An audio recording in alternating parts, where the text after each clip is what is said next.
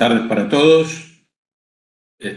Vamos a dar inicio en esta oportunidad a una nueva webinar organizada de manera conjunta entre la Sociedad Argentina de Cardiología y la Fundación Cardiológica Argentina. El tema que nos trae en esta oportunidad es innovación en salud, vacunas y el futuro de la prevención cardiovascular. Vamos a coordinar esta webinar con el doctor Enrique Feierman. Ambos somos vicepresidentes de la Fundación Cardiológica Argentina. En unos minutos se estará sumando con nosotros la doctora Ana Salvati, presidente de la Fundación Cardiológica y a quien muchos de ustedes conocen. Hola Enrique, buenas tardes, ¿cómo estás? Hola Juan Fuseli. Bueno, muchas gracias a todos por acompañarnos en este evento y especialmente a nuestros médicos invitados, el doctor Daniel Piñeiro y el doctor Daniel Stecher.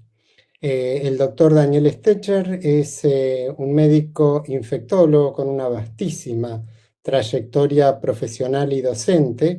En la actualidad es consultor de la División Infectología y Vacunatorio en el Hospital de Clínicas de la Universidad de Buenos Aires y también es miembro de la Comisión de Vacunas de la Sociedad Argentina de Infectología.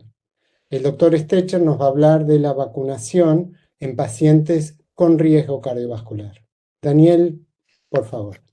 Si me permitís un segundo, antes de que comiences a explayarte, es invitar a todos los asistentes a que las preguntas que tengan las puedan pasar por escrito desde el sistema y trataremos de poder responderlas en cuando tengamos disponibilidad.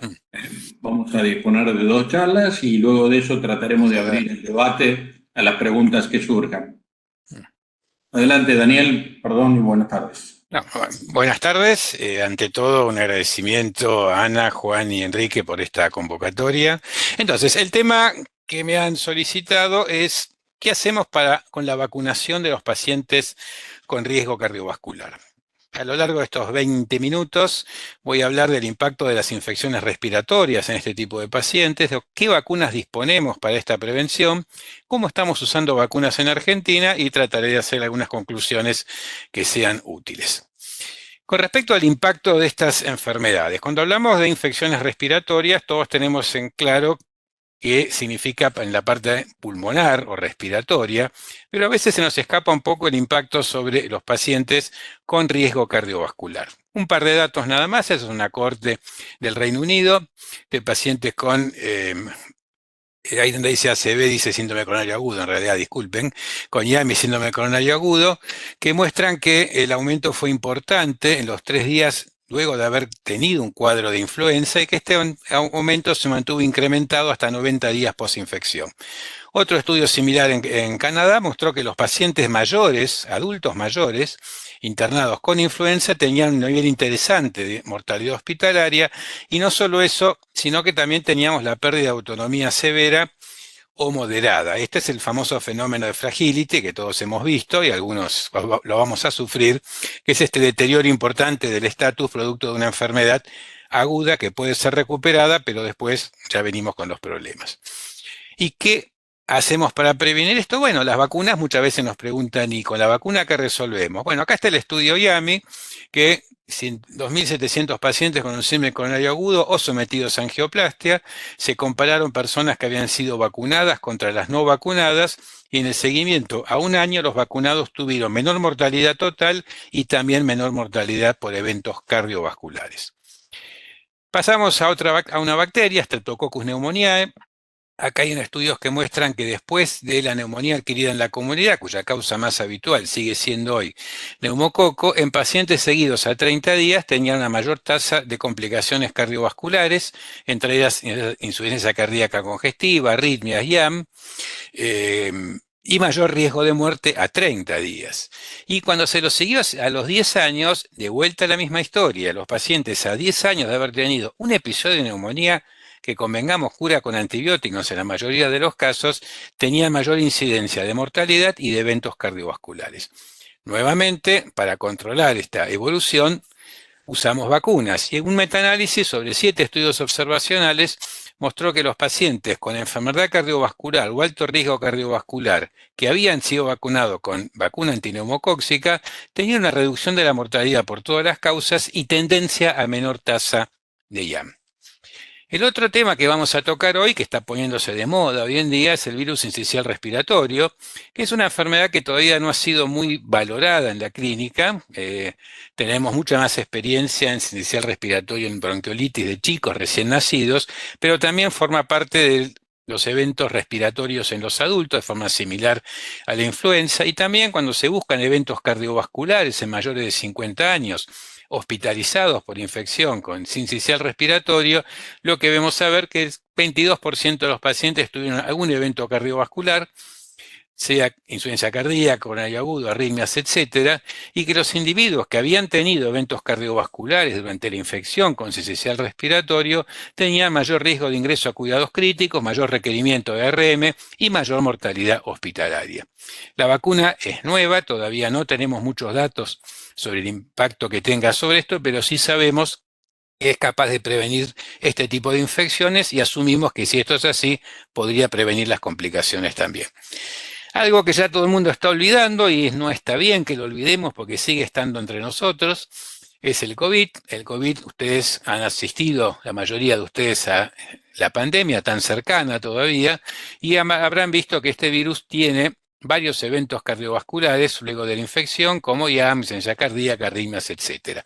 Hay dos maneras que tiene el virus de hacer esto. Uno es el daño viral propiamente dicho y otro un mecanismo inmune a largo plazo. Pero además también aprendimos que existe una cosa llamada COVID prolongado, aunque reconozcamos que es muy difícil definirlo, pero muchos de estos pacientes tienen manifestaciones cardiovasculares, miocarditis, pericarditis, dolor precordial, etc. Las personas vacunadas contra COVID mostraron no solo bajar la mortalidad de COVID, que esto hay que decirlo, es muy importante, sino además una menor tasa de eventos cardiovasculares. De manera que tenemos enfermedades respiratorias, tanto virales como bacterianas, con un alto impacto en los pacientes con riesgo cardiovascular, impacto que uno puede medir en mortalidad, y que sería importante poder prevenirlos. Y para eso vamos a ver qué vacunas disponemos para la prevención de infecciones respiratorias. Empecemos con influenza. La influenza, como todos sabemos, es un virus. Este virus puede dar una neumonía viral. Acá en la placa que les muestro a la derecha, si le pregunto a cualquier joven actualmente, me va a decir que esto es un vidrio esmerilado típico de COVID. Yo les digo que esta placa es del 2009, pandemia de influenza A 2001, pandemia de influenza H1N1, y esto es muy lógico porque los dos virus dan lo mismo, una neumonía intersticial. El problema es que esto se puede complicar con infecciones bacterianas, por ejemplo, neumococo o estáfilo, se puede exacerbar las enfermedades cardíacas enfermedades previas, o hay complicaciones extrarrespiratorias. Y la gripe mata gente en una tasa que, si se fijan abajo, cruzando los 65 años, es una tasa bastante interesante de 98 por 100.000 personas. Vamos a tratar de aclarar un poco la confusión que hay con la notable producción de vacunas que tenemos en los últimos años. Todas las vacunas parten de la misma base, son un virus inactivado. Esta es una vacuna que no produce enfermedad, lo voy a repetir varias veces, y que debe estar compuesta para poder cubrir todas los tipos circulantes de influenza que tienden a variar año por año, con por lo menos 3 cepas. Dos de ellas tienen que ser A, H1N1, H3N2, y la otra tiene que ser B. Esta vacuna se mejoró un poco en los últimos tiempos, o mejor dicho, se intentó mejorar agregándole un cuarto componente, que era la segunda cepa de B. Pero con los años quedó claro que la cepa que se estaba cubriendo, que era Yamagata, prácticamente no se ve en la actualidad, y la recomendación de la OMS fue volver a la vacuna trivalente, que es lo que vamos a ver que suceda en el próximo año. Algunos pacientes no van a responder bien a la vacuna, básicamente porque tienen algo conocido como inmunosenescencia, que es la pérdida de la inmunidad con los años, de los cuales yo vengo a ser un típico exponente. ¿Cómo se resuelve esto? Hay dos maneras: poner más antígeno dentro de la vacuna, estas son vacunas a dosis altas, o agregar un adyuvante que mejore la respuesta inmune, que es la vacuna que disponemos en Argentina. Dosis altas creo que está por entrar ahora, no estoy seguro, pero la vacuna que está disponible es la de adyuvante seguro. Y después hay un par de estrategias más que no vale la pena comentarlas ahora. ¿Cómo se hace en esta vacuna? La manera más habitual es producción en huevo, en la cual se replican los virus que uno necesita, según la recomendación del OMS, y produce esto. Y después hay otras formas que son cultivo celular, recombinante, etcétera. En virus atenuado que no usamos en Argentina. Todas las vacunas tienen la misma capacidad de producir respuesta inmune y son muy buenas vacunas. Si uno quiere hilar más fino, en los pacientes mayores de 50 a 60 años convendría usar vacunas con adyuvante para tener mejor respuesta inmune. ¿Para qué sirve la vacuna? Los estudios muestran que la vacuna en los jóvenes es muy buena para prevenir gripe, pero a los jóvenes mucho no le va a pasar con esto, el problema somos los mayores, y en los mayores lo que se consigue es prevenir mortalidad y hospitalización por muchas causas, sobre todo causas cardiovasculares. Básicamente lo que uno dice es que si uno vacuna a una población contra influenza, lo que va a haber es bajar la mortalidad en el 50%. En lo que a mí respecta es un muy buen número este.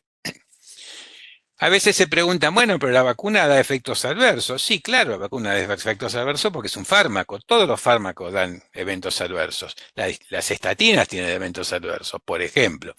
Pero debo reconocer que las vacunas son bastante buenas en este sentido porque su capacidad de dar eventos adversos es muy baja, o por lo menos lo que más nos importa son los eventos graves. Fíjense, algo de dolor, enrojecimiento en el lugar de la vacuna, fiebre, mialgias. Quizá el único problema del síndrome de Guillain-Barré, pero fíjense la tasa, el Guillain-Barré es una enfermedad que se ve en un caso por 100.000 personas o 10 por millón, y la vacuna lo aumenta en un caso por millón de vacunados, algo casi marginal, que uno tendrá en cuenta, pero de ninguna manera contraindicaría vacuna por esta situación. La vacuna antigripal en Argentina está incluida en el Calendario Nacional de Vacunación, lo cual lo hace como característica obligatoria y gratuita para toda la población objetiva, con el propósito de reducir complicaciones, hospitalizaciones, muertes y secuelas. ¿Quiénes deben vacunarse? Bien, empezamos por todo lo que nos están escuchando hoy en día, que es personal de salud. La idea es que yo estoy muy expuesto por mi trabajo, pero además, si me infecto, puedo contagiar a grupos de riesgo, y esto sería muy terrible. Los niños y niñas entre 6 y 24 meses, las embarazadas en cualquier trimestre de la gestación, tachemos las puérperas, que es un dato a discutir, pero hay que vacunar las embarazadas. Todos los mayores de 65 años debemos vacunarnos. En el caso de el calendario, recibimos una vacuna con adyuvante, y las siguientes personas entre 2 y 64 años con factores de riesgo, que serían, resumiendo, cualquier enfermedad cardiorrespiratoria crónica, cualquier inmunodepresión de cualquier tipo, todos son hematológicos o trasplantados, y algunos factores de riesgo que a veces no se tienen muy en cuenta, por ejemplo, la obesidad. La obesidad, el índice de masa corporal mayor de 30, está asociado a mayor mortalidad por influenza, y lo hemos visto. Y por supuesto, los convivientes de enfermos de alto riesgo convendría que se vacunen también para protegerlos de esta enfermedad. Pasemos a una bacteria. Streptococcus pneumoniae es el agente productor de neumonía adquirida en la comunidad, pero el problema es cuando sale del pulmón, pasa a la sangre, ahí tenemos las formas invasivas, o llamadas también enfermedad neumocóxica invasiva o diseminada, que consisten en bacteriemia, sepsis o meningitis neumocóxica. Este tipo de enfermedad no se da en cualquier persona. La tasa de esperable o incidencia por 10.000, fíjense que es muy baja para personas entre 18 y 64 años, y después empieza a subir notablemente a medida que agregamos factores de riesgo. Algunos de estos factores son enfermedades, enfermedad renal crónica, enfermedad cardíaca crónica, VIH, trasplantados, tumores sólidos. Otros son hábitos. El tabaquismo está muy ligado a la frecuencia de enfermedad neumocóxica invasiva, con lo tanto, otro punto en contra para el tabaco. Y el que se lleva el premio de esto es cuando falta el vaso. Recuerden que el neumococo es un germen encapsulado, por lo tanto en la esplenia aumenta su frecuencia. Lo mismo es trasplantes de células hematopoyéticas, con una mortalidad realmente importante. El problema con las vacunas neumocóxicas es que hemos pasado por una etapa con varias vacunas que había que usar en forma combinada, lo cual dificultaba bastante la memorización de este tipo de cosas. Acá básicamente les muestro cuáles eran las dos vacunas que teníamos. Ahora les explico por qué hablo en tiempo pasado. Teníamos una vacuna polisacárida que se caracterizaba por una respuesta T independiente. Esto quiere decir que no daba memoria inmunológica, no eliminaba la aportación, por lo cual había que vacunar cada cierto tiempo para recuperar esta inmunidad. Tenía una gran ventaja, cubría 23 serotipos de los 93 que tienen, o 94 que tiene actualmente el neumococo. No funcionaba en menores de 2 años, pero sí se podía usar en mayores de 2 años. La evolución de la vacuna fue agregarle una proteína transportadora, también conocida como carrier, que la transforma en T dependiente. Aquellos que tengan recuerdos de inmunología me dirán, con esto tengo memoria inmunológica y puedo eliminar la aportación. Esto hace que la respuesta inmune sea mejor y dure mucho más. ¿Cuál es la desventaja? Es difícil meter tantos serotipos, son vacunas muy complejas y actualmente disponemos de varias opciones con 13, 15 y 20. Estas sí funcionan en chicos y en adultos, de manera que se pueden usar indistintamente, y de hecho el calendario nacional de vacunación incluye para los chicos a los 2, 4 y 12 meses la vacuna universal de neumococo, actualmente de 13, probablemente pase a 20 en los próximos meses. Abajo quiero que vean los serotipos cubiertos por cada uno. Si ustedes tienen luego de estos webinars algún tipo de evaluación, vamos a poner como pregunta que digan cuáles son los serotipos contenidos, nadie lo va a contestar. Pero es importante que entiendan que a veces se agrega un serotipo y se saca otro, porque algunos de los que trabajan con el desarrollo dicen que es como hacer 20 vacunas juntas. No es una vacuna con 20 serotipos, es cada vacuna, incluso cada uno de estos serotipos tiene una respuesta inmune por separado, lo cual complica un poco esto. Entonces, ¿qué hacíamos hasta el año pasado? Utilizábamos una vacuna conjugada en adultos, por ejemplo de 13, que nos daba una buena respuesta inmune, pero nos dejaba fuera algunos serotipos que solo contenía 23, por lo tanto había que darle una segunda dosis de 23. Y después, con el tiempo, había que revacunar con 23, no con 13, y esto generaba una cuestión muy compleja de recordar que era una vacuna de 13, la segunda dosis la dosis de 23 a los 2 meses si era inmunocomprometido, al año si era inmunocompetente, más otra dosis a los 65. Esto complicaba tanto la cosa que la mayoría de la gente no sabía cómo estaba vacunada y esto dificultaba mucho. Afortunadamente hemos evolucionado y ahora tenemos una vacuna que incluye 20 serotipos.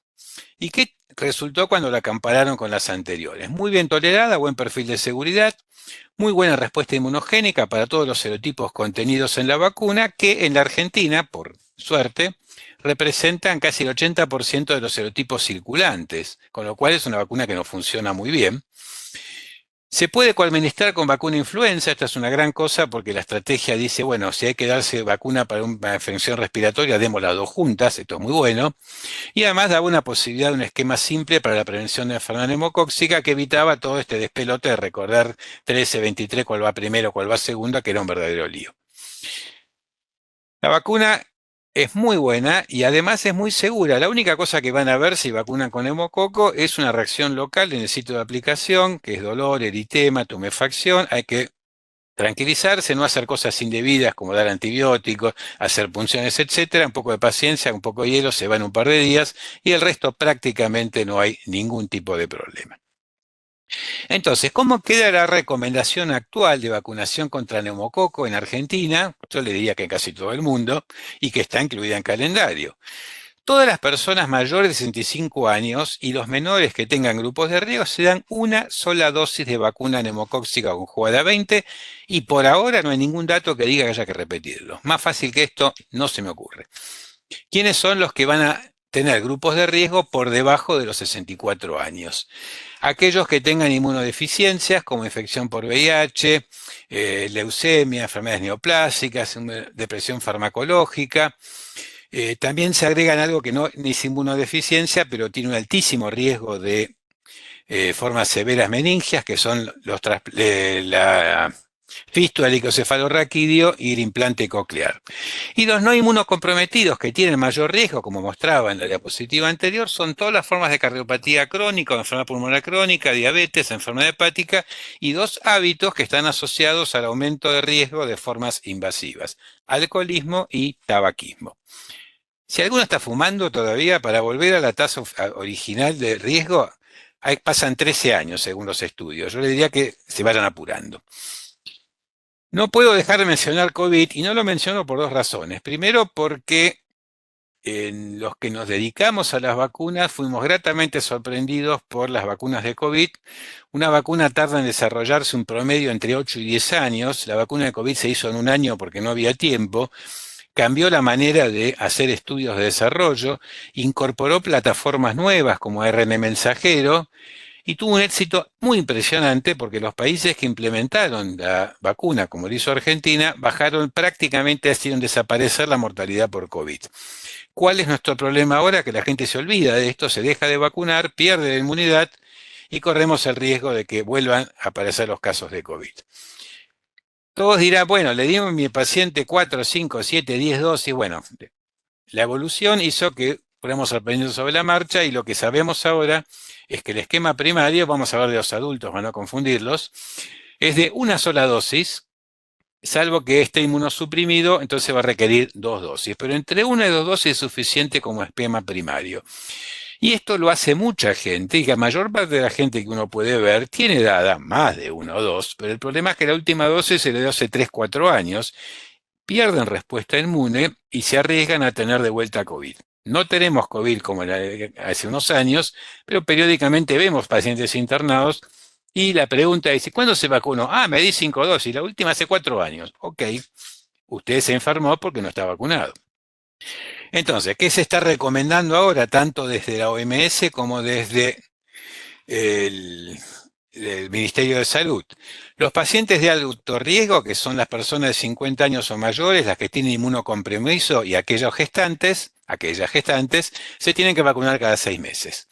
Los menores de 50 no inmunosuprimidos, por ejemplo, sus pacientes con enfermedades crónicas cardiovasculares, se tienen que vacunar cada 1 vez por año.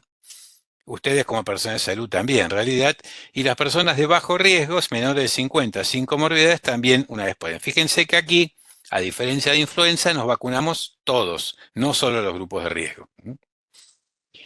El último invitado a esta fiesta de las vacunas, del cual se está haciendo mucho ruido hoy en día, es el virus sincicial respiratorio.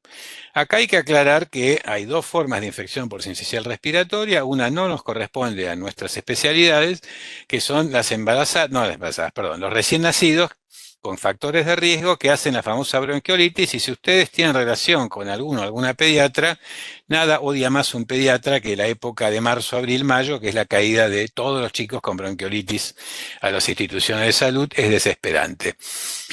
Era un tema bastante difícil de resolver. Del otro lado del espectro etario estamos nosotros, mayores de 50 años, con la posibilidad de hacer infecciones respiratorias bajas, igualitas que las que hace influenza, quizá con menos fiebre, que es una característica, también producida por sincicial respiratorio. No es una enfermedad que tenga tratamiento. Lo que se ha generado es una vacuna, que es una vacuna a unidades proteicas, que es una vacuna, puede ser bi o mono variante, detalle que no voy a discutir, no vale la pena realmente discutirlo, pero ha demostrado muy buen efecto en los 2 grupos en los cuales se está utilizando. En las gestantes lo que se hace es vacunar a la mujer en la semana 32 a 36 para que transmita estos anticuerpos al chico y este chico esté protegido, y esto ha demostrado disminuir la cantidad de chicos con bronquiolitis, las internaciones y las complicaciones. Se da 1 dosis en cada embarazo y esta es una vacuna estacional. Se vacuna durante la temporada de sincicial respiratoria, que varía un poco con los años. Esta vacuna está en el calendario nacional de vacunación desde el año 2024. En el otro lado estamos los adultos mayores de 50 años y recientemente, hace menos de una semana o 2, creo, ANMAT aprobó la vacuna de Pfizer para personas entre 18 y 64 años con factores de riesgo muy similares a los que tiene influenza. Acá el esquema es de 1 sola dosis, no hay que repetirla, pero esta vacuna no está en el calendario nacional de vacunación. Entonces, ¿cuáles serían las recomendaciones para un cardiólogo o cardióloga que quiera hacer prevención de enfermedad cardiovascular en sus pacientes? Recordarle que sus pacientes tienen que estar vacunados y las vacunas recomendadas no son muchas para esta situación. La vacuna de influenza, que es una dosis anual, habitualmente se comienza a vacunar entre fin de febrero o marzo. Mensaje importante, si en agosto no se acordaron, se vacunan igual, no es que dejan ya no sirve. Neumococo conjugada, que hoy soy muy feliz de decir que hay una sola vacuna para usar, una dosis única, esto es maravilloso. Y COVID-19, recordar que todos tienen que tener su esquema primario con una dosis y un refuerzo cada 6 meses si tiene más de 50 o cada 12 si son menores con riesgo cardiovascular. Y la sincicial respiratorio, que es una sola dosis, perdón, hablo de esto, y la sincicial respiratorio, que es una sola dosis, no hay que repetirlo en los grupos de riesgo. Dato importante que les marco acá, las 3 vacunas primero, influenza, neumo y COVID, están disponibles en forma gratuita en el calendario nacional de vacunación. Sincicial respiratorio no está disponible y hoy por hoy hay que conseguirla y el cargo quedará a cargo del paciente con los descuentos que le dé la cobertura que corresponde. ¿Y cómo estamos usando las vacunas? Porque es bueno decir que uno tiene vacunas que son fantásticas, los estudios son divinos y los pacientes les va bárbaro. El problema es que se las demos, si no esto no va a funcionar. Les voy a mostrar un dato. Esta es una encuesta que hicimos. ¿Alguno de ustedes está familiarizado con la encuesta de factores de riesgo que hace el Ministerio de Salud? Hicimos un módulo de vacunas hace unos años, pero después nos metimos con la encuesta nacional de nutrición y salud y le agregamos un módulo de vacunas donde le preguntábamos a estos grupos de población qué vacunas se habían dado y qué porcentaje de gente la había recibido. Les marqué a ustedes lo que nos toca a nosotros, que son antigripal y neumococo, ATG y BCN, le falta la cita. Y fíjense que las tasas de vacunación son bastante bajas, por no decir despreciables. Uno esperaría que esta población tenga muy buena vacuna. Sin embargo, no lo hacen, no se vacunan como corresponde. La pregunta que sigue es ¿por qué no se vacuna? La encuesta tenía una pregunta que era motivos para vacunarse y motivos para no vacunarse. Y fíjense que es sorprendente. Las personas que se vacunaban, la mayoría lo hacía porque su médico le había recomendado que se dé la vacuna. Y las personas que no se vacunaban lo hacían porque la mayoría en sus médicos no le había dicho que se vacunen, cuando también existe la opción, les dijeron que directamente no se vacunen porque no la necesitaban o le iba a hacer mal. Esto vuelve a resaltar el rol del personal de salud como factor crucial en la vacunación. El cumplimiento de la vacuna depende de muchas cosas. Depende de que la vacuna esté disponible, que sea efectiva, que sea segura, que sea barata o gratis si fuera posible, pero si el médico no la indica, nos quedamos ahí con la vacuna en el vacunatorio y no avanzamos de eso. Así que les recuerdo este compromiso. Entonces, en conclusión de esta catarata, las infecciones respiratorias inmunoprevenibles tienen un alto impacto en términos de complicaciones cardiovasculares, ya lo hemos visto. La vacunación es una estrategia efectiva para la prevención de las complicaciones y la mortalidad en esta población. Las vacunas que están disponibles son efectivas y seguras y el personal de salud es responsable de recomendar la vacunación de sus pacientes para que tengamos buena cobertura y buena efectividad de la vacuna. Hasta aquí mi presentación y supongo que después empezaremos con las preguntas. Muchas gracias. Excelente presentación, Daniel. La verdad Hola, que... Ana. Hola, Ana, ¿cómo te va? estás? Pido disculpas que no estoy con Imógenes porque tengo un problema de conexión que estoy tratando de resolver, pero ya lo voy a arreglar. Bueno, me encantó tu presentación. Haremos preguntas en unos minutos más, pero antes me gustaría escuchar al doctor Daniel Piñeiro, que para mí es un honor presentarlo, además de el placer de que sea amigo mío, porque es alguien que en la cardiología argentina ha recorrido absolutamente todos los estratos, desde el hospital público, su consultorio privado, la presidencia de la Sociedad Argentina de Cardiología, la presidencia de la Sociedad Interamericana de Cardiología, la presidencia de la World Heart Federation, de la cual hace un ratito dejó de ser su presidente. Y me interesa mucho la visión desde el cardiólogo, no solo del cardiólogo del consultorio del hospital, sino que el cardiólogo que ve la salud global cardiovascular después de tantos años de experiencia. Así que, Daniel, escuchamos tu presentación. ¿Tenemos a Daniel? Daniel. Me parece, Ana, que vamos a discutir con el doctor Stecher hasta que se pueda conectar hasta que se pueda Piñeiro. Conectar Daniel Piñeiro. Perfecto.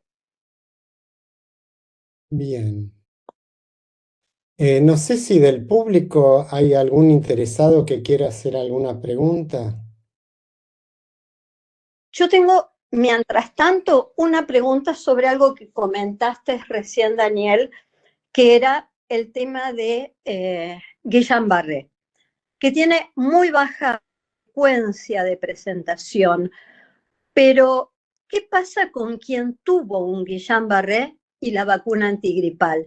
¿Es una contraindicación o no? Estás Estás muteado. muteado, Daniel. Perdón, la costumbre. El tema con Guillain-Barré es que es una enfermedad mediada por un mecanismo inmune y que tiene múltiples disparadores. Lo que termina pasando es que el paciente tiene un Campylobacter, influenza, HIV, citomegalovirus, hasta intoxicación por plomo está descrito, y esto genera el famoso cuadro de la polirradiculoneuropatía ascendente, cuyo tratamiento habitualmente pasa por gamma-globulina o plasmaférez y la mayor parte de los pacientes evolucionan bien. Acá el problema es entender lo siguiente. Los eventos adversos, los llamados ESAVI, eventos supuestamente atribuidos a vacunas de inmunizaciones, se definen como todo evento o cambio de salud o alteración de laboratorio, lo que ustedes quieran que suceda después de una vacuna. Por lo tanto, si alguien tiene un Guillain-Barré después que se vacuna, lo tenemos que estudiar como si la vacuna fuera una potencial causa. Y ahí lo que hacemos es estudiar las otras causas. En general, siempre encontramos algo que nos saca la vacuna del medio. Y de hecho, casi todos los estudios que se han hecho en relación a Guillain-Barré vacuna solo encuentran algún que es re por cada tanto que no logra configurar un riesgo. Por lo tanto, nosotros tenemos que estar muy seguros cuando alguien tuvo un Guillain-Barré cuál fue la causa, porque si yo asumo que no puedo vacunar a alguien con Guillain-Barré porque la vacuna lo produce, lo estoy dejando de proteger contra un virus que produce Guillain-Barré, y yo lo sé esto. Entonces, si el paciente tuvo un Guillain-Barré por cualquier causa, no tiene ninguna contraindicación para recibir vacuna de influenza. ¿Y cómo sabemos que el Guillain-Barré fue por la vacuna? Bueno, tenemos que saber que ese Guillain-Barré se presentó dentro de las 6 semanas posteriores a la vacunación, porque es el periodo, la ventana que tiene, y que se descartaron otras causas. Si yo ubico un paciente con este dato, a ese paciente yo no le doy vacuna de influenza. Pero la verdad que en mi carrera nunca encontré ninguno que cumpla estos criterios. Sí he encontrado gente con Guillain-Barré de otra causa que no tuvo que ver con la vacuna y le dijimos que tenía que vacunarse. Más allá, el que más hay que calmar es al médico en esta situación, que está un poco ansioso, pero la verdad que la única forma de proteger es esa. Entonces, en resumen, el Guillain-Barré es muy raro que se produzca por la vacuna si el antecedente de Guillain-Barré del paciente no estuvo relacionado temporalmente con la vacuna de influenza, se puede vacunar. Perfecto. Daniel, Siguiendo, Perdón, Enrique, adelante. no, siguiendo con la temática de los que no, diría. Mm. Dos preguntas. Una general, más allá de lo que vos comentaste, si hay algún otro grupo al cual no se debe vacunar. Y dentro de ese grupo, algo que es relativamente común que los hijos nos digan, que ya es demasiado viejito, que no vale la pena vacunarlo. Suena muy feo eso, Enrique. Es como que ya no vale la pena. Eso es una discusión con el hijo de uno para que no diga más esas cosas. Las vacunas se dividen en dos tipos básicamente, que son vacunas inactivadas y vacunas atenuadas. Las vacunas atenuadas son virus o bacterias que tienen muy poca patogenicidad, pero dan respuesta inmune. Ahí metemos sarampión, varicela, rubiola, dengue, etc. Esas son las que no podemos usar en embarazadas o en inmunosuprimidos. Las otras vacunas, las inactivadas, y todas las que presenté hoy son inactivadas, no importa cómo las hagan, no generan enfermedad, por lo tanto no tienen ninguna contraindicación, ni embarazo ni inmunosupresión. Podemos pensar, bueno, ¿y cómo responde un inmunosuprimido a una vacuna si su aparato inmune no funciona bien? Probablemente no tan bien como el inmunocompetente, pero algo va a funcionar. Entonces, en ese grupo podemos usar estas vacunas sin ningún problema. ¿Quiénes son los únicos que no deberían recibir una vacuna de este tipo? Aquellos que tengan antecedentes de alergias severas tipo anafilaxia a la vacuna o sus componentes, esos son los que no se vacunan. El resto, todos. Clarísimo. Juan. Más preguntas por los miedos o las inquietudes. Frecuentemente estoy escuchando el comentario de más de un médico con la vacuna de COVID que no se la quiere recomendar a sus pacientes por el aumento de la cantidad de patologías autoinmunes teóricas que se han visto. Las estadísticas no vi aumento de eso. ¿Hay alguna relación entre patologías autoinmunes y vacunas de COVID? La verdad que no que esté publicada, y en Argentina, por ejemplo, se dieron más o menos 120 millones de dosis de vacuna COVID, y el programa de vigilancia de eventos adversos mostró que la incidencia de eventos graves era menor al 5%, y de las cosas que se habló mucho en su momento, los datos en Argentina fueron muy similares al resto del mundo. ¿Qué quiere decir esto?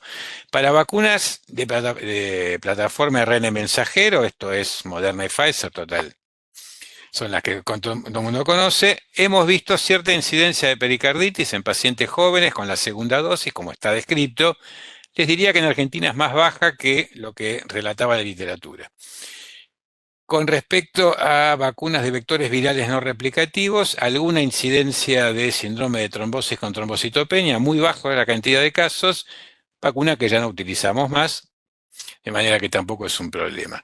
Y efectos autoinmunes, hay algunos casos de cosas que podrían relacionarse con esto, pero la verdad que son casos ínfimos, tienen menos frecuencia que eventos adversos de muchas de las medicaciones que usamos habitualmente y no debería ser un problema. La respuesta concreta es: no hay evidencia que produzca esto, no es motivo para no vacunar. Perfecto.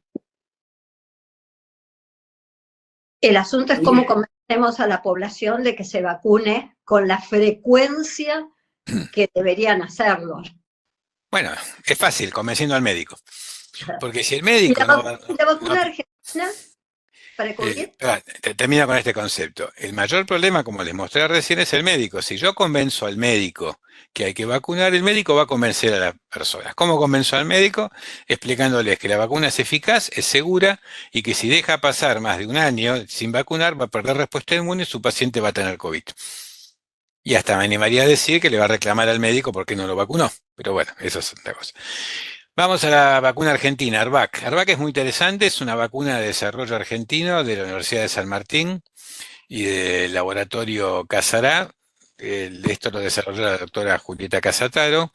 Es una vacuna distinta a las otras, es una vacuna proteica, que tiene algunas diferencias en el target de la vacuna, pero es una vacuna que fue diseñada y preparada para usarse de refuerzo, no de esquema primario. O sea, esta vacuna la utilizamos en personas ya vacunadas con cualquier otra vacuna, de cualquier plataforma que se les ocurra, que pueden recibir ARVAC como refuerzo.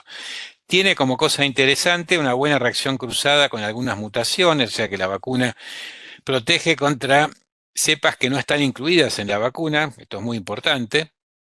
Eso me recuerda un comentario que voy a hacer ahora. Y el único defecto, si quieren, que tiene ARVAC es que no está en el Ministerio de Salud. Entonces es una vacuna que si alguien quiere usarla tiene que comprarla en las farmacias o en los vacunatorios con los descuentos del caso. No ha sido incorporada todavía a la campaña de vacunación que hoy por hoy en Argentina incluye Pfizer y Moderna. Lo que yo quería decir antes que se me olvide es que hay mucha discusión también si me doy la vacuna monovariante, bivariante. Todas las vacunas funcionan, todas sirven. Es cierto que a medida que van cambiando las cepas, la respuesta inmune puede variar un poco en las vacunas, pero todas las vacunas son buenas. O sea, si uno tiene una vacuna en el vacunatorio que tiene la B23 y no tiene JN, se la da igual, no espera que llegue JN. La vacuna va a funcionar. En la siguiente dosis le daremos otra. Pero lo que es importante, toda vacuna de COVID es como influenza. Todo lo que está en el mercado funciona y hay que dárselo. No hay que esperar una vacuna milagrosa. Daniel, estamos en plena época de vacunación, sobre todo tipo antigripal, porque comienza la época de cuadros gripales y demás.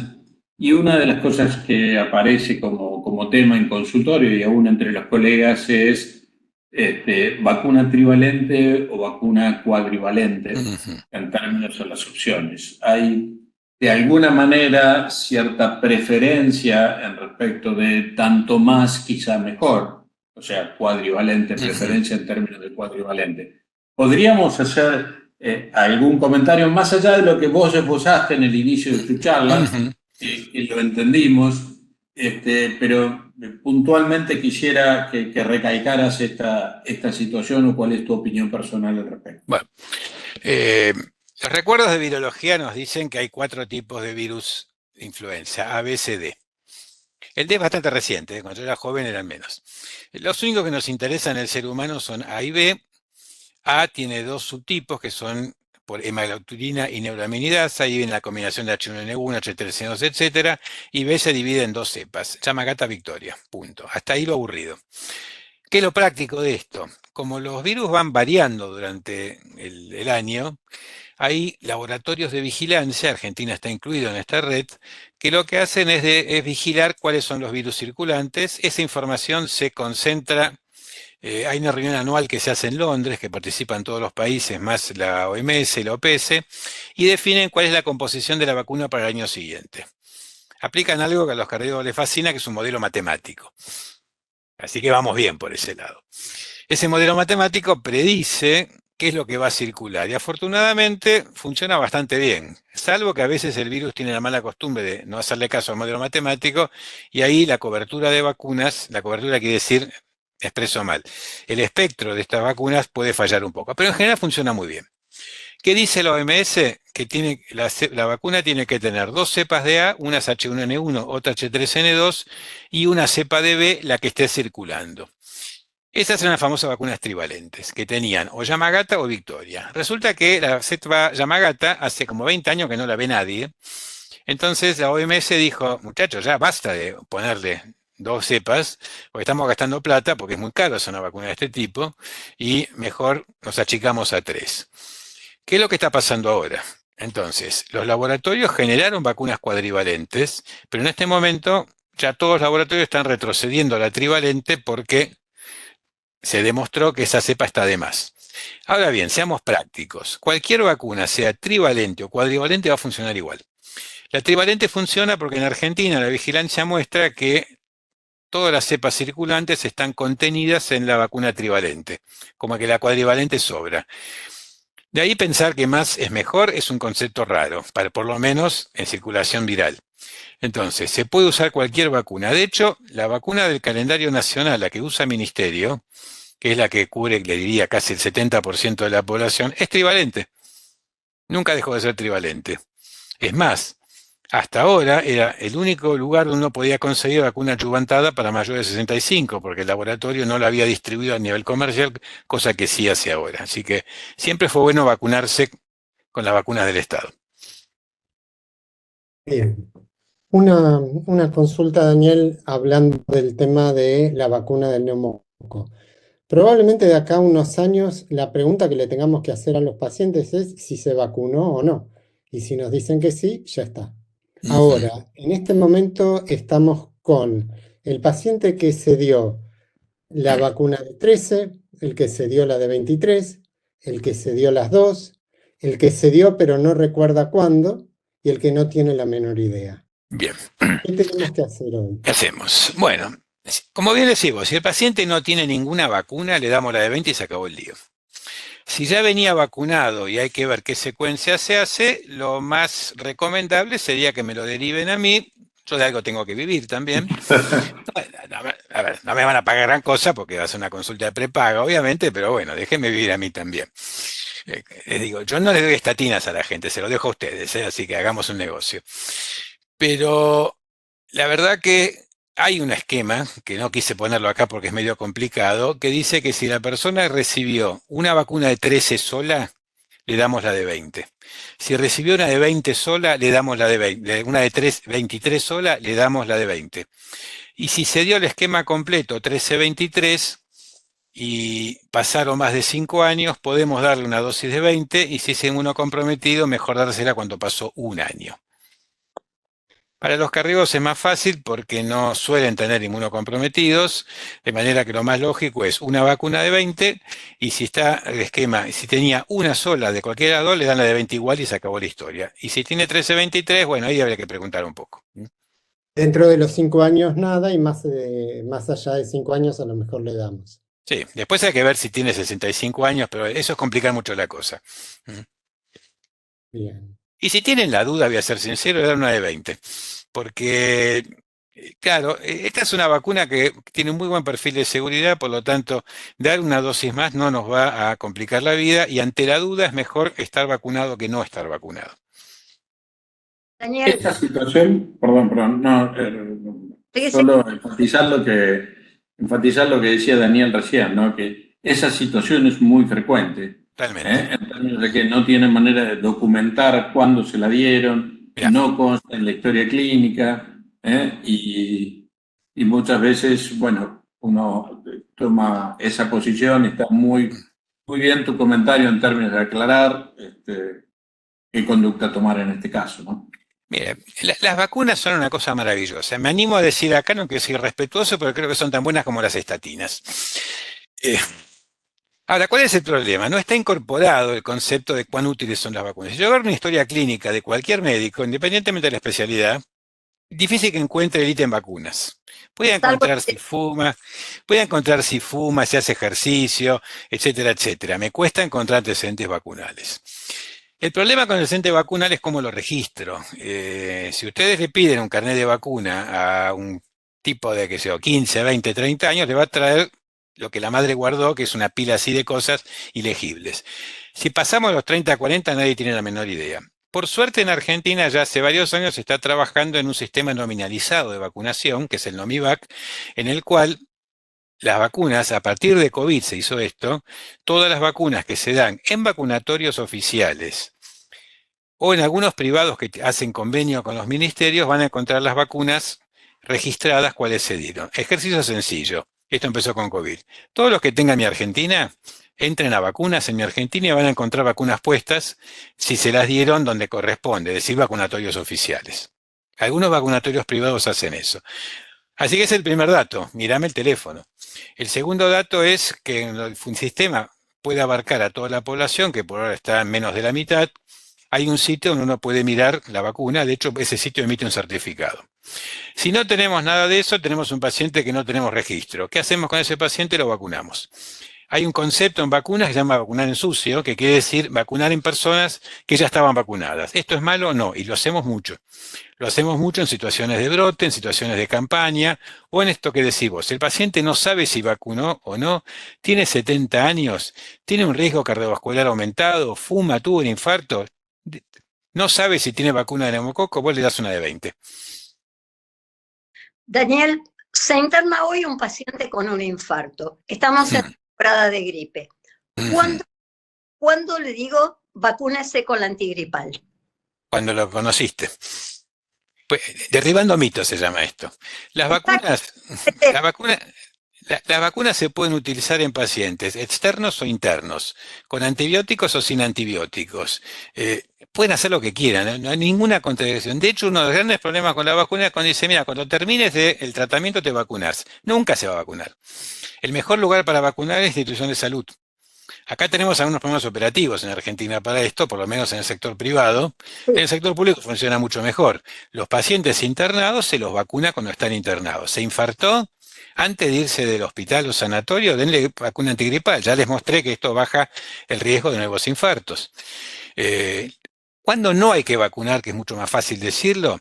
Si el paciente tiene un evento febril agudo, ahí es cuando no lo vacuno, pero básicamente porque voy a confundir la fiebre del evento con la fiebre de la vacuna. Pero, por ejemplo, si el paciente tiene un catarro, se vacuna igual. No se pierde esa oportunidad. Y con respecto a cuántas vacunas le puedo dar a la vez, todas las que quieran. Los chicos reciben una vacuna que es sextuple, 6 vacunas en una sola jeringa. Y en los adultos lo que queremos es no perder oportunidad. Si alguien se vacuna para gripe, seguro que además necesita neumococo y COVID. Se los apuesto porque el grupo de riesgo es muy parecido. Entonces, si nunca se vacunó para neumo, cuando le toca gripe le damos gripe y neumo juntos.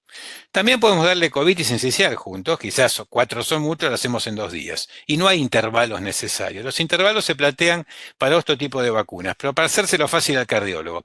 Las 4 vacunas que usan los cardiólogos, que son las que comenté recién, se pueden dar el mismo día, si quieren, sin ningún problema. También no hay un límite, si no te los diste el mismo día, no tenés que dejar transcurrir un periodo para dar la que te faltaba. No, no hay ningún problema con eso. Insisto, eso se da, no quiero complicarles la vida, pero cuando uno usa vacunas atenuadas juntas, por ejemplo, sarampión y fiebre amarilla, o las da el mismo día o las separa por un mes para evitar la interferencia. Pero esto no sucede con las inactivadas, por lo tanto, adelante con la vacuna, lo que el organismo resista. Bien, aprovecho para recordarle a todos los participantes que si tienen alguna duda, es el momento para sacársela ahora. Escriban la consulta para que el doctor Stecher la pueda contestar. Hablen ahora o callen. No, hablen ahora o vacúnense. Sí, yo creo que acá hay 2 cuestiones. A mí me gustaría, no tengo un público, esto es lo malo de la virtualidad, pero si yo pidiera que levanten la mano todos los que se vacunaron este año para influenza, porque ya llegamos a, estamos transitando abril, me gustaría que la mayoría lo haya hecho, y si no, bueno, tienen tiempo. Y la otra vez que preguntaría esto es, muy bien, y la otra vez que preguntaría es, ¿cuántos de sus pacientes tienen recibida gripe neumococo este año? A ver, neumococo es una mala pregunta. ¿Cuántos de sus pacientes recibieron neumococo alguna vez? Porque alcanza con una. ¿Y cuántos se han vacunado este año para gripe? Y ojo que acá hay una trampa, que los pacientes de cierta edad están muy entrenados y van a reclamar la vacuna. A mí lo que me preocupa es los que no saben qué hacer y esperan que su médico se los diga. Entonces la pregunta para el público sería, ¿cuántos de ustedes le dijeron a su paciente que se vacune para gripe? Y ahí viene la cuestión Dijiste curiosa. otro tema importante, que el paciente no tiene que esperar nuestra orden para vacunarse. No, en El Argentina paciente no, con claro. el calendario ya tiene que estar autorizado para vacunarse. Bien, el calendario acepta la vacunación sin orden para mayores de 65 años y personas gestantes o personal de salud. El resto, los que están entre 2 y 64 con factores de riesgo, o sea, muchos de sus pacientes, necesitan una orden porque si no el sistema no puede justificar que los vacune. Porque recuerden lo que yo mostré de las indicaciones de recomendaciones de calendario, era personal de salud, gestantes, mayores de 65 y entre 2 y 64 con factores de riesgo. Ahí necesito una orden con diagnóstico para poder justificarla. Esto en el ámbito público. En el privado, business are business, le van a pedir una orden para poderle facturarla a la prepaga. Pero en el ámbito que uno se mueva, la verdad que el cardiólogo se ha ido transformando bastante, en muchos casos, en el médico de cabecera del paciente. Y el paciente espera que uno le diga, usted tiene que vacunarse y demás. Como vos decís, los más añosos por ahí ya lo hacen en piloto automático, Sí. pero uno debería decirle a su paciente que se debe vacunar y sobre todo para influenza, que después va a ser reiterativo todos los años, decirle, usted se debe vacunar este año y de aquí en más, todos los años, cuando empieza la campaña de vacunación, mediados de marzo, fines de marzo, usted tiene que ir a vacunarse, simplemente viene y me cuenta a mí, ya me vacuné, doctor. No espere que yo le diga, vaya a vacunarse este año también. Yo estoy de acuerdo. A la gente no le gusta ir al médico, con lo cual eligen un médico. Algunos eligen al clínico, otros al cardiólogo, otros a la ginecología, oncología, lo que les toque, etc. Ese médico o médica es responsable de la vacunación de sus pacientes. Me encanta, digamos, derivarle a un infectólogo para vacunar no está bien, hablemos en serio, porque es una derivación innecesaria, el paciente no va a tener tiempo de hacerlo, genera costos, etc. Entonces, es responsabilidad de los cardiólogos, de los clínicos, las vacunas que les competen. Ustedes tienen esas 4 vacunas. Yo le diría que le agregaría doble adulto y hepatitis B, pero podemos hacer otra charla con esto. Pero sí, claro, la responsabilidad es del médico de cabecera y ustedes son médicos de cabecera. Muchos de sus pacientes ni siquiera van al clínico, en mi experiencia personal de pacientes míos. Así que tienen un doble peso con esto. No, y es real, muchos pacientes con cardiopatía tienen, no sé, una infección en la boca, el odontólogo le dice que tiene que tomar un antibiótico y viene al cardiólogo a preguntar si toma el antibiótico. O sea, asumen realmente que el cardiólogo es su médico de cabecera. Entonces, uno tiene que tomar esas responsabilidades, pero aun cuando no sea como médico de cabecera, sabemos que los cuadros virales y las cardiopatías lamentablemente se llevan muy mal porque son asociaciones ilícitas.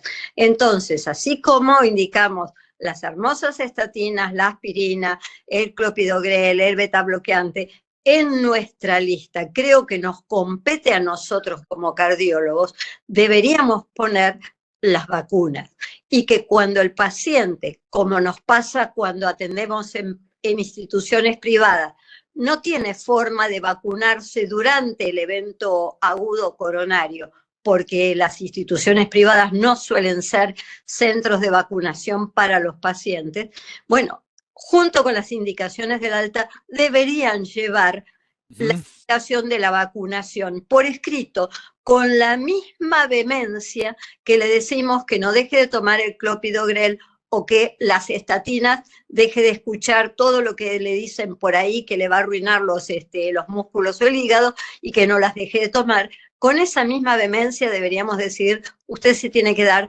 estas 4 vacunas. Debo decir que los eventos adversos de estatinas son más frecuentes que los de las vacunas, pero no importa, pero funciona, por lo tanto hay que usarlo sin ninguna duda. Yo estoy totalmente de acuerdo con este rol del médico de cabecera. Hoy estamos ante una situación mundial, no es solo Argentina, de caída de las coberturas de vacunación por múltiples razones que podemos discutir, pero que en la práctica hace que tengamos, por ejemplo, en Argentina estamos con un brote de sarampión ahora. La mayoría de ustedes nunca vio sarampión en su vida, yo sí. No quiero verlo de vuelta, pero ¿por qué tenemos el brote de sarampión? Entre otras cosas porque tenemos bajas coberturas de sarampión en los chicos y en los adultos. Tenemos bajas coberturas de polio, nadie me va a creer, pero si hoy tiran un polio en Argentina nos incendiamos, porque las coberturas de polio han bajado. Todas las coberturas de vacuna han bajado, estamos trabajando tanto en Argentina como a nivel mundial en recuperar estas coberturas, y una de las cosas que necesitamos es el apoyo de la comunidad médica, que entiendan la importancia de la vacuna, que entiendan que las vacunas salvan vidas y que tienen que ser aplicadas para que funcione. Pero esta es una colaboración necesaria e imprescindible para que podamos tener buenas coberturas. La cobertura ideal recomendada es mayor al 95% de la población objetivo. No hay ninguna vacuna argentina que ni se acerque a eso, y lo hemos tenido hace años cuando nadie discutía las vacunas. Hoy todo el mundo las discute, vaya uno a saber por qué, pero las discuten. ¿Por qué surgió este terraplanismo con las vacunas en un país que no es para nada antivacunas? Bueno, sí, me dijeron que iban a terminar dentro de un ratito, pero esto me va a tomar unos minutos. Si les interesa, les digo mi opinión personal de la cual me hago cargo. Mirá, a mí a veces me preguntan qué diferencia hubo entre la pandemia de influenza 2009 y COVID 2020. Mi respuesta es, en el 2009 no había redes sociales. Acá los sub-30 no me lo van a creer cuando me escuchen, pero era así. En esa época los teléfonos servían para hablar, a veces tiraban mensajes y de redes sociales no habían llegado todavía. Entonces, todo lo que era información circulaba lentamente, y la información lenta, la ventaja que tiene es que le da tiempo a sedimentar. Entonces lo que terminaba llegando se había perdido en el camino todo lo que no era cierto, y no llegaba información concreta. Hoy en día, si algún influencer pone que la vacuna produce magnetismo, y lo he visto yo, y este influencer tiene, pongamos, 5.000, 6.000 seguidores, mató a cualquier artículo científico. Primer problema, las redes sociales. Segundo problema, COVID nos puso en una situación muy compleja con las vacunas, porque empezamos a usar una vacuna que no conocíamos bien y la fuimos aprendiendo a usar, y esto generó 2, 4, 5, 10 dosis y la gente se cansó de las vacunas, con lo cual empezaron a mirar con desconfianza las vacunas. Los eventos adversos que antes no preocupaban demasiado, hoy salen en los diarios. Hoy si alguien tiene un Guillain-Barré por vacuna, salen en los diarios. Ahora, que la mortalidad en Argentina se fue al piso con la vacuna COVID, no lo leí en ningún diario yo. Entonces ahí tenemos una serie de problemas importantes. ¿Por qué los médicos se suben a esto? Bueno, Los médicos no saben mucho de vacunas, voy a ser sincero, uno lo que se da cuenta rápidamente es que todo ese conocimiento que tenemos no llega a las vacunas es un recién llegado al conocimiento de los médicos de adultos, hace muy pocos años que hablamos del tema, no son muchos los que conocen el tema, cuando vas a hablar de un experto de vacunas somos siempre los mismos, y esto hace que se les dificulte, porque como toda especialidad tiene su truco y hay que saberle de un trabajo, entonces les cuesta un poquito comprender esto. Todo este cóctel se va juntando y aparece la reacción a las vacunas. Argentina, como bien dice Ana, no es un país de antivacunas. Antivacunas es una organización muy sólida, con algún profesional de la salud que la respalda, con una muy buena cadena de información a través de redes sociales. Esto es muy típico de Estados Unidos, muy típico de Europa. En Argentina lo que tenemos es una cosa un poquito más sencilla de resolver, que es lo que en inglés se llama, se me escapa el nombre, bueno, poca confianza en las vacunas. Esto quiere decir que es una persona que no es que no quiera vacunarse, pero tiene alguna duda, no le queda claro, y si yo le consigo la vacuna, que es importante, y le explico, se va a vacunar. Esta es la situación de Argentina. En Argentina hay muy pocos grupos antivacunas. Si van a en Estados Unidos, por ejemplo, el brote de sarampión en Estados Unidos, en Texas, pasó los 350 personas. Y tienen 2 muertos. Ustedes traten de imaginarse lo que es un muerto por sarampión. A mí no me entra en la cabeza hoy en día. No, increíble. Bien, ¿cuál es el grupo en Estados Unidos que tiene esto? Este brote se localizó crucialmente en una comunidad menonita que vive en Texas, que como muchas comunidades cerradas, religiosas, etcétera, no se vacuna. Y después puedo nombrar muchos grupos religiosos de diferentes tipos. El problema es que en Estados Unidos, con el famoso de la Quinta Enmienda y de derechos personales y el self-made, la gente hace lo que quiere y el Estado es un poco laxo con esto. Entonces sale a decir, no hay que vacunarse. Y la gente no se vacuna. De hecho, hay una... ¿Quién era?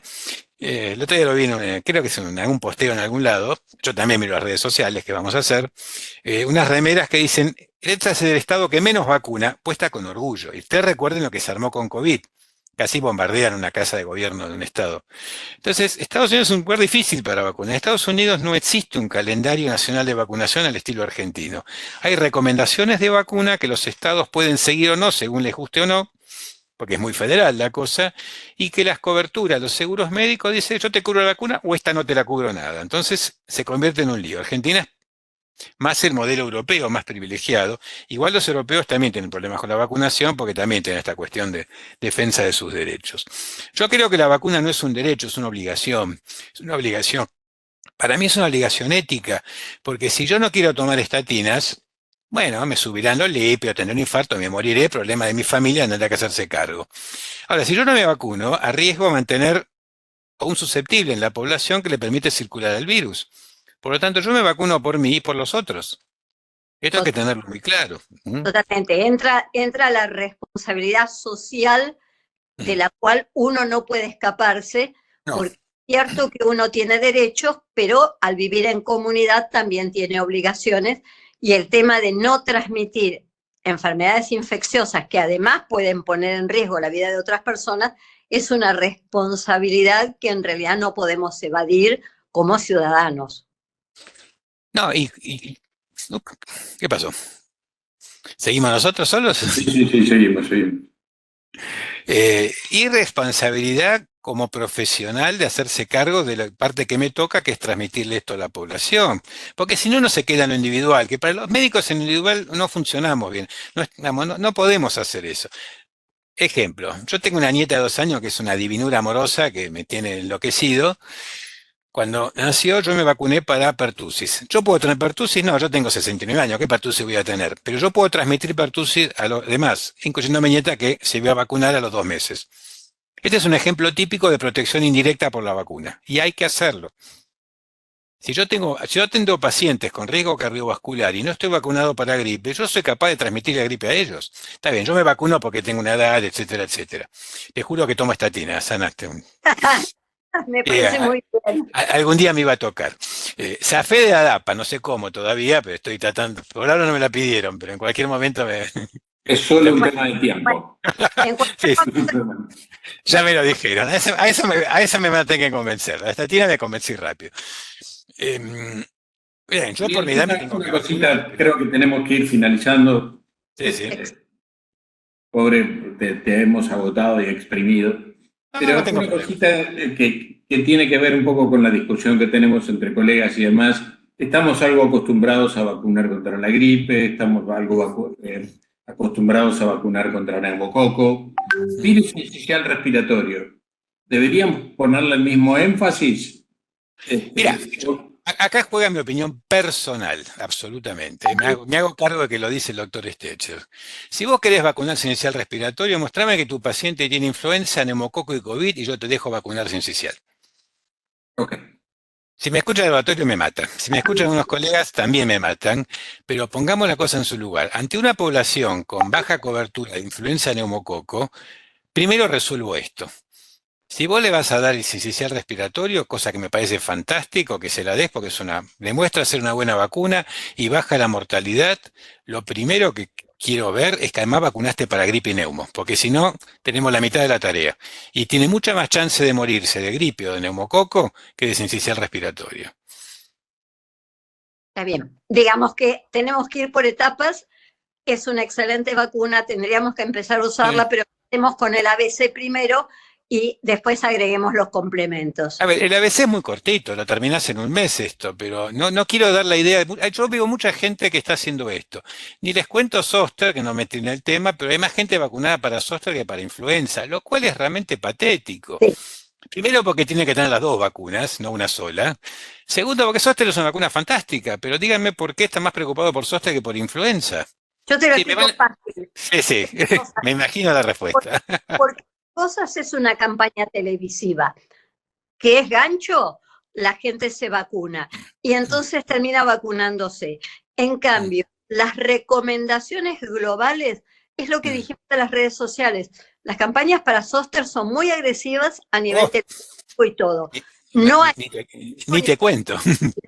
de campaña para la influenza, la neumonía, y no estamos los médicos ocupados.